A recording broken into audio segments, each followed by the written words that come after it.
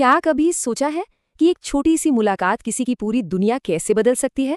आज हम एक ऐसी ही कहानी को समझेंगे। एक कहानी जो कामयाबी, नाकामयाबी और जिंदगी के उन अचानक आने वाले मोड़ों के बारे में है जो हमें नए सिरे से गढ़ देते हैं। जरा सोचिए, दो बिल्कुल अलग दुनियाएं। एक जहां कदम कदम पर इज्जत और पावर है, और दूसरी जहां हर तरफ गुमनामी और लाचारी का अंधेरा। हमारी कहानी इन्हीं दो दुनियाओं के टकराव से शुरू होती है। पर क्या हो अगर ये सिर्फ दो अलग अलग दुनियाएं हों ही ना? क्या हो अगर ये एक ही कहानी के दो बिखरे हुए टुकड़े हों जिन्हें सालों पहले बेरहमी से एक दूसरे से जुदा कर दिया गया था? तो चलिए, कहानी शुरू होती है नए साल की एक बेहद ठंडी सुबह, लखनऊ स्टेशन से। यहीं पर होती है एक अनचाही मुलाकात, और यहीं हम मिलते हैं मीरा से, एक सख्त मिजाज आईएएस अफसर जो दिल्ली में एक जरूरी मीटिंग के लिए ट्रेन पकड़ने आई हैं। स्टेशन पर भीड़ है, हवा में ठंडक है, और इन सब के बीच मीरा है। बाहर से तो वो एक कामयाब अफसर थी, लेकिन अंदर ही अंदर एक अजीब सा खालीपन था। नए साल का जश्न उनके लिए मानो था ही नहीं। उनकी दुनिया में सिर्फ काम था और जिम्मेदारियां। तभी उनकी नजर प्लेटफॉर्म के कोने में बैठे एक शख्स पर पड़ती है।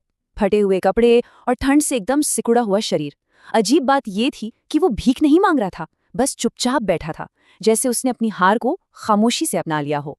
मीरा उसे अनदेखा कर आगे तो बढ़ जाती है, पर एक सेकंड में ही उनका दिल जैसे रुक सा जाता है। कोई भूली हुई सी याद उनके दिमाग में कौंधती है और वो कांप उठती हैं। नहीं, ये नहीं हो सकता। और फिर वो सच सामने आता है, जिसे उन्होंने सालों पहले कहीं बहुत गहरे दफना दिया था। वो लाचार और टूटा हुआ इंसान अमित था, उनका पूर्व पति।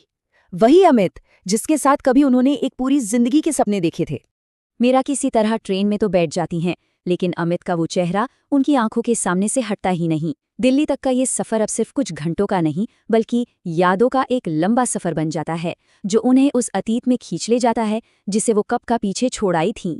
देखिए, उनकी कहानी एक बहुत ही सीधी साधी शादी से शुरू हुई थी, लेकिन जब अमित की नौकरी चली गई तो समाज के दबाव ने उनके रिश्ते को तोड़कर रख दिया, और इस एक झटके ने दोनों को बिल्कुल अलग अलग रास्तों पर फेंक दिया। जहां मीरा ने अपने दर्द को अपनी ताकत बना लिया और आईएएस अफसर बन गई, वहीं अमित, वो इस झटके से कभी उभर ही नहीं पाए और बस बिखरते चले गए। बाहर से देखने पर तो दोनों की दुनिया में जमीन आसमान का फर्क था, एक कामयाब अफसर और एक बेघर इंसान। लेकिन अंदर से दोनों ही एक ही तरह के खालीपन और हार की भावना से जूझ रहे थे। कहानी आगे बढ़ती है और अब हम दिल्ली में हैं, जहां मीरा अपने काम में बिजी हैं, पर उनका दिल और दिमाग अब भी लखनऊ स्टेशन पर ही अटका हुआ है। अब वक्त था अतीत का सामना करने का। मीटिंग में तो मीरा बड़े कॉन्फिडेंस से फैसले ले रही थीं, पर उनका दिमाग बार बार घूमकर लखनऊ स्टेशन की उसी तस्वीर पर अटक जाता था। उन्हें एहसास हुआ कि जिंदगी की कुछ उलझनें फाइलों में नहीं सुलझाई जा सकती। और बस उसी एक पल में मीरा एक ऐसा फैसला करती हैं जो किसी सरकारी फाइल से नहीं, बल्कि सीधे उनके दिल से निकलता है। वो समझ जाती हैं कि जिंदगी में आगे बढ़ने के लिए कभी कभी पीछे लौटना बहुत जरूरी होता है, और वो लखनऊ वापसी का टिकट बुक कर लेती हैं।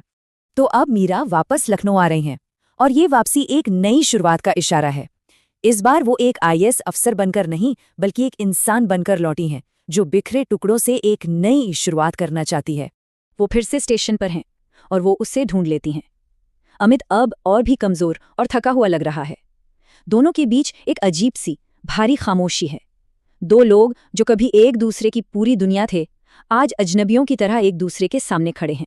और इसी खामोशी को तोड़ते हुए अमित कुछ ऐसा कहते हैं जो दिखाता है कि हालात ने उन्हें कितना कुछ सिखा दिया है। वो कहते हैं, कोई काम छोटा नहीं होता, मुश्किल तब होते हैं जब आदमी खुद को छोटा समझने लगे। ये शब्द बताते हैं कि वो भले ही टूटे हों, पर उनकी समझ जिंदा है। देखिए, उनका रिश्ता किसी जादू से नहीं सुधरा। ये एक बहुत धीमी और सच्ची कोशिश थी। मीरा ने उस पर दया नहीं दिखाई, बल्कि उसे सम्मान दिया। फूड स्टॉल खुलवाने में मदद की, दोनों ने धीरे धीरे बात करना शुरू किया, और सबसे जरूरी बात, अमित ने अपनी गलती मानी। यही वो छोटे छोटे कदम थे जिनसे उनका टूटा रिश्ता जुड़ने लगा। कहानी अब अपने सबसे अहम मोड़ पर है। यहाँ दोनों किरदार बदल चुके हैं, और अब वो ये समझने के लिए तैयार हैं कि रिश्तों का सही मतलब असल में होता क्या है। कहानी का क्लाइमेक्स तब आता है जब मीरा का ट्रांसफर ऑर्डर आता है।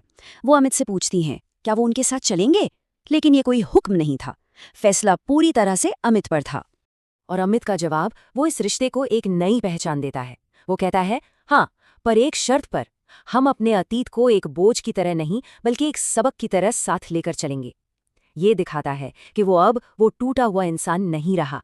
तो दो टूटे हुए लोग फिर से शादी करते हैं, लेकिन इस बार जीत या हार के एहसास के साथ नहीं, बल्कि एक गहरी समझ के साथ। ये कहानी जीत की नहीं है, ये इंसानियत की समझ की कहानी है। ये याद दिलाती है कि असली कामयाबी किसी पद में नहीं, बल्कि एक दूसरे को समझने में है। और शायद यही इस पूरी कहानी का सबसे बड़ा सबक है। रिश्ते तब नहीं बचते जब हम खुद को सही साबित करने में लग जाते हैं। रिश्ते तब बचते हैं जब हम इंसान बने रहना चुनते हैं। ये कहानी जाते जाते एक बहुत ज़रूरी सवाल हमारे लिए छोड़ जाती है कि अगर जिंदगी किसी टूटे रिश्ते को दूसरा मौका दे, तो समाज की सुननी चाहिए या अपने दिल की? हमारे रिश्ते किस चीज़ पर टिके होने चाहिए? समाज की उम्मीदों पर या इंसानियत की समझ पर?